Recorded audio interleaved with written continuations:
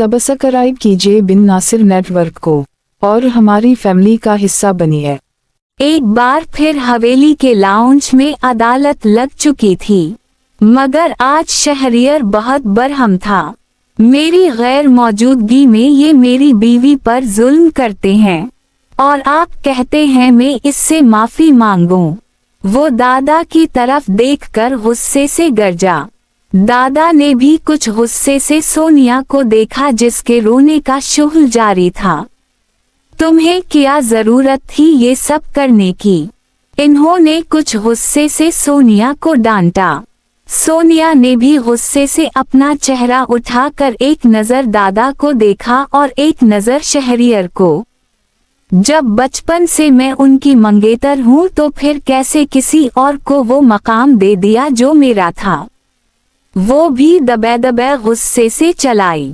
शहरियर का गुस्सा आज किसी सूरत कम नहीं हो रहा था। इसकी आंखों के सामने तो बस बार बार हुरिया की वो जली हुई कलाई आ रही थी और इसका तकलीफ से चीखना रोना आ रहा था।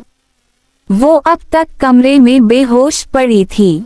एक बात उसे साफ साफ समझा दे दादा जान, ना मैंने कभी उसे अपनी मंगेतर समझा, ना कभी समझूंगा, ना उससे कभी कोई रिश्ता बनाऊंगा। उसकी शादी करें और उसे इस हवेली से चलता करें, वरना मैं बता रहा हूँ अपनी बीवी को लेकर शहर चला जाऊंगा। भूले मत, वहाँ भी मेरा घर है।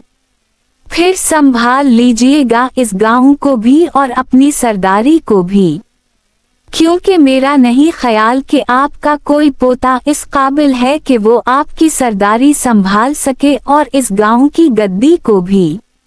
अगर चाहते हैं कि मैं आपके बुढ़ापे का सहारा बनूं तो मेरी बीवी को कबूल करें, यही सबके लिए बेहतर है। मैं रोज रोज की बहस से तंग आ गया हूँ। वो हत्ता इम्कान अपने लहजे को नॉर्मल रखते दादा जान की सांसों को रोकता ऊपर चला गया और वो जहाँ बैठे थे वहीं के वहीं रह गए। वो जानते थे शहरियर के बना तो वो बेजान हैं।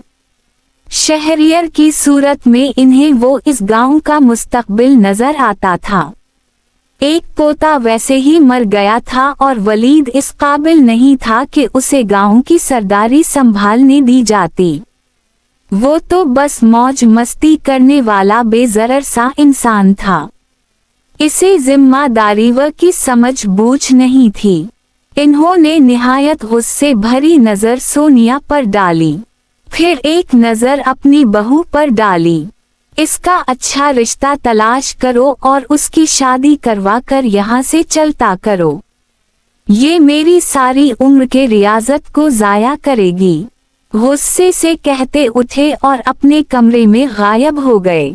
पीछे सोनिया को सब कुछ अपने हाथ से जाता है महसूस हुआ। वो कमरे में आया तो हुरिया को होश आ गया था। वो बेड पर नींद दराज अपनी सुर्ख होती आंखों के साथ अपने हाथ पर फूंक मार रही थी, साथ वक्फे वक्फे से आंसू भी जारी थे। शहरियर की दिल पर आड़ी चल पड़ी। किसी ने दिल मुट्ठी में दबोचा कि सांस आना रुक गया। इसके पास बेड पर आकर बैठा। वो नाराजगी से रुख फेर गई। जिस्म में शदीद तकलीफ हो रही थी। ऐसा महसूस हो रहा था जैसे इसका सारा जिस्म तक जल गया हो। इसका नाराजगी से मुंह फेरना शहरियर के दिल में दो धारी तलवार की तरह चला था। उसने बहुत मुश्किल से अपनी आंखों की नमी को काबू किया। बीवी, आप ठीक हैं? क्या ज्यादा दर्द हो रहा है? नरमी से पूछा, मगर वो अपने आंसू दूसरे हाथ से साफ करती खामोश रही, जिसका साफ मतलब था कि वो इससे नाराज है। शहरियर जानता था इसका नाराज होना बनता भी था। वो जो इससे इतने वादे किए थे कि वो उसकी हिफाजत करेगा, सब धरे के धरे रह गए। इसका हाथ कितनी बुरी तरह से जल गया था और इसकी ये कुछ पल की नाराजगी ही शहरियर की जान को आ रही थी। वो इसके मजीद नजदीक हुआ, नरमी से इसकी वो कलाई अपने हाथ में पकड़ी और इस पर फूंक मारने लगा। हुरिया ने अपनी कलाई आजाद करवाने की कोशिश की मगर शहरियर ने इसका दूसरा हाथ भी पकड़ लिया। इसके रोने में मजीद रवानी आ गई। वो बेआवाज आंसू बहा रही थी। एम सूरी, इसकी आंखों से निकलती नमी देखकर शहरियर को अपना दिल रुकता महसूस हो रहा था, इसलिए फौरा वो कमजोर पड़ता माफी मांगने लगा। उसकी आवाज भी नम हुई। दूसरी तरफ वो जैसे बेबस हुई थी। अपनी कलाई आजाद करवाते इसके मुजाहमत करते हाथ रुक गए। मैं जानता हूँ मेरी गलती है, मुझे आपकी हिफाजत करनी चाहिए थी। वो शर्मिंदगी से इसके दोनों हाथ नरमी से अपने हाथ में पकड़े जैसे अपने हर एक गुनाह का इतराफ कर रहा था। अगर वो सारी दुनिया में किसी के सामने कमजोर पड़ता तो शायद ये वही लड़की थी। बहुत मुश्किल से हुरिया ने कुछ बोलने के लिए अपने लब खोले। मुझे बहुत दर्द हुई, आप मेरे पास नहीं थे। अपने दिल के दर्द को दबाती वो तकलीफ में तड़पती हुई बोली कि शहरियर ने अजियत से आंखें मींचे। बहुत मुश्किल से इस ने खुद पर काबू पाया, फिर अपना चेहरा उठाकर उसकी तरफ देखा। आखिर ऐसा किया था इस 18 साला लड़की में कि वो खुद को रोक नहीं पाता था उसकी तरफ माइल होने से। ऐसा लगता था कि इस पे जादू कर रही है और वो जादू के सिहर में बंधा जा रहा है। इतनी खूबसूरती, नजाकत और मासूमियत इसने जिंदगी में पहली बार एक साथ देखी थी। रोने से इसके गाल और नाक गुलाबी हो गए, आंखें लाल हो गई थीं। शहरियर सारे जब्त खोता आगे बढ़ा और नरमी से इसके माथे से अपने होंठ मस किए। एम सूरी, सरगोशी नुमा आवाज में 2 लफ्ज कहते उसने हुरिया को साकत कर दिया। वो पत्थर ही तो हो गई थी।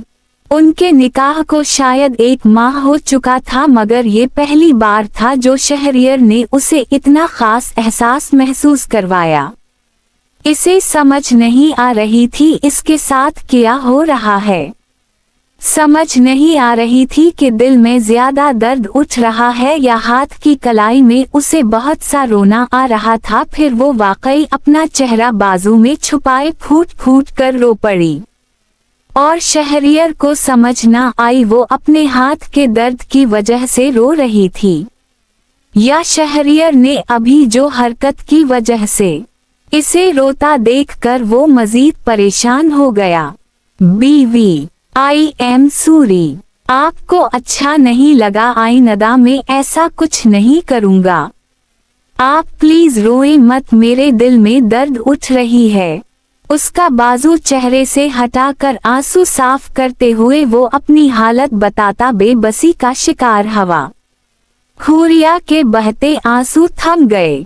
वो नफी में सर हलाती कुछ आगे खिसकी और इसके सीने में छपने की कोशिश करती दोबारा रोने लगी। मुझे बहुत रोना आ रहा है, पता नहीं क्यों। वो जैसे अपनी हालत और कैफियत से बहुत ज्यादा परेशान और अनजान थी। शहरियर को समझ न आई ये हो क्या रहा है। नरमी से उसे अपने सीने में भेंचकर उसे अपने होने का एहसास दिलाए। इसके बालों पर लब रखे। To be continue.